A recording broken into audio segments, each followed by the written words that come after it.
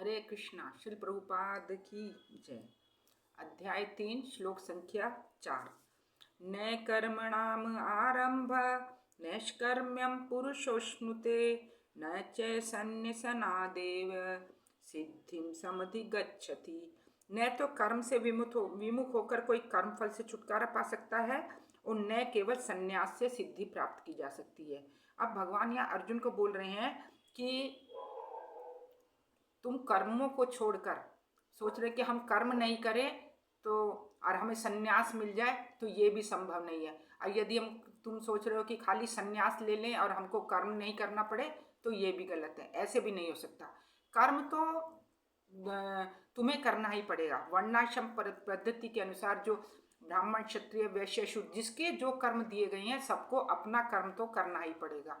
कर्म के से हम लोग बच नहीं सकते और कर्म से विमुख कर हम कर्म फल से भी छुटकारा नहीं पाया जा सकता ना। भगवान इसलिए पहले ही बोल रखे हैं नहीं कि कर्म करते हुए हमें कर्म फलों से छुटकारा नहीं मिल सकता।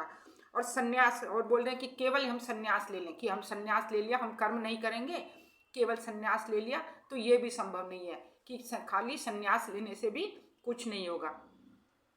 लेकिन जो अपने कर्म करता हुआ भगवान की सेवा करता है और उस मार्ग में जो भी, जैसे कृष्ण भावनामत में है हम, और भगवान कृष्ण भावनामत में रह के भगवान की सेवा करते हुए यदि हम अपनी आध्यात्मिक प्रगति करते हैं तो भगवान उसको स्वीकार करते हैं कि कर्म कर रहे हैं हम। तो इस तरह से हमें कर्म फलों से कर्म हमें करना ही पड़ेगा और हम कर्म फलों से ऐसे छुटकारा नहीं पा सकते। और कर्म के साथ साथ हमें जो बोल रहे हैं कि केवल संन्यास ले लें, ये भी संभव नहीं है।